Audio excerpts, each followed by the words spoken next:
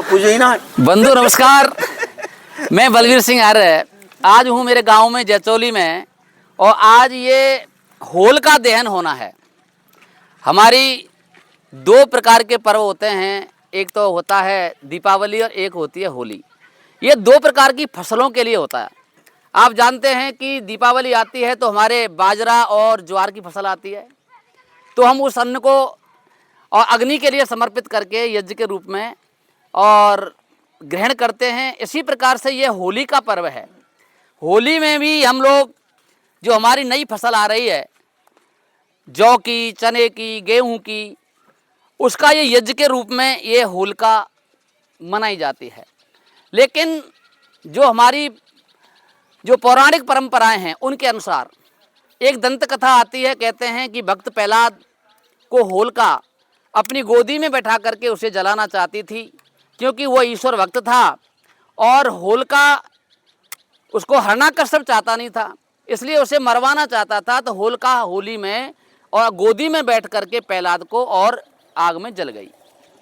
लेकिन विडंबना इस बात की है कि होलिका इतनी दुष्टनी थी कि भक्त प्रहलाद को मार रही है होली में जला करके, लेकिन हमारा समाज उसी होली को पूज रहा है और कह रहा है होली मैया की जय। ऐसी होली मैया किस काम की जो हमारे भक्त प्रहलाद को अग्नि में जला रही है और खुद बच रही है। तो कहते हैं कि होलिका जल गई और भक्त प्रहलाद बच गया। ये केवल हमारी पौराणिक दंत कथा है, केवल बनाई हुई परंपरा के अनुसार ये चल रही है। लेकिन सत्यता तो यह है कि होलिका कहते हैं संस्कृत में, ये जो बाल है, इस बाल के ऊपर जो खोली होती है उसे कहते हैं होलिका, और इसके अंदर होता है गूदा, जिसे अन्न कहते हैं, वो होता है प्रहलाद। संस्कृत में इन दोनों शब्दों के ये अर्थ आते हैं। प्रहलाद माने है अन्न का दाना, और उसके ऊपर जो आवरण होता है, खोली होती है, उसको कहते हैं संस्कृत में होलिका। तो होलिका उस अन्न की रक्षा करती है। अन्न की रक्षा करने के कारण वह पूजनीय होती है, इसलिए हम होलिका की जय बोलते हैं और होली का पूजन करते हैं। और इस अन्न को हम होली में जला करके इस प्रकार से और इसको भूनते हैं। कुछ दाने अन्न के होली में अग्नि में जल जाते हैं, अर्थात वो यज्ञ के रूप में समर्पित हो जाती है अग्नि देवता के लिए, और फिर हम इसे सेवन करते हैं।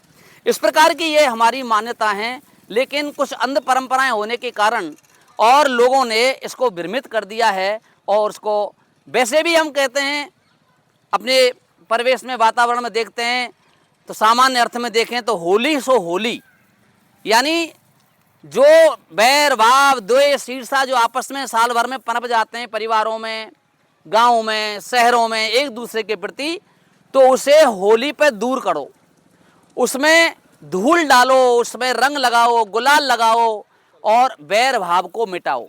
तो इस प्रकार से ये भाईचारा बढ़ाने वाला भी त्यौहार माना जाता है होली का। अब मैं आता हूँ आध्यात्मिक प्रवृत्ति में।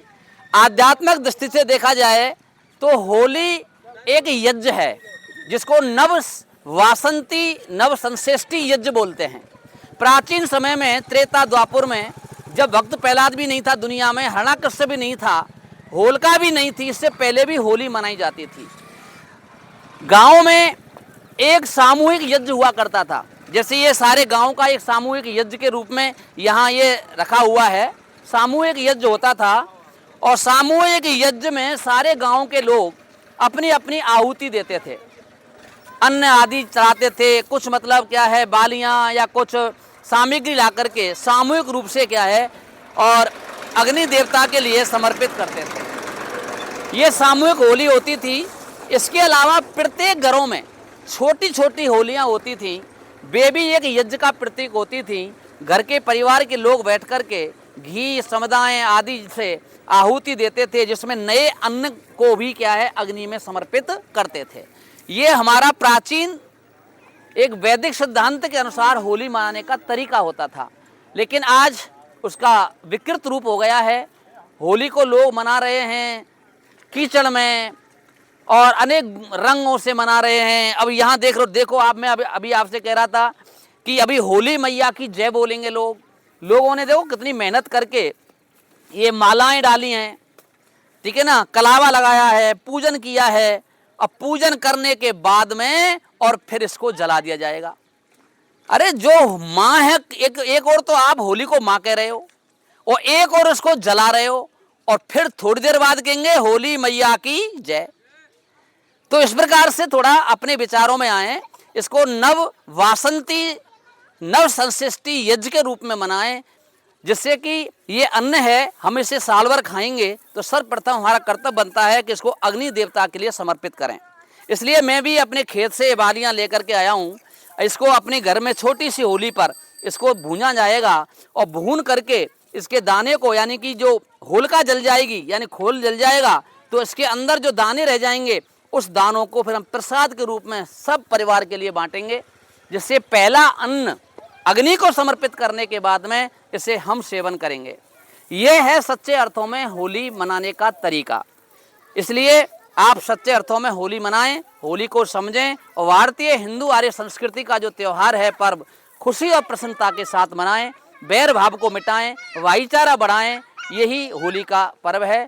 धन्यवाद। जय हिंद, जय भारत, नमस्ते।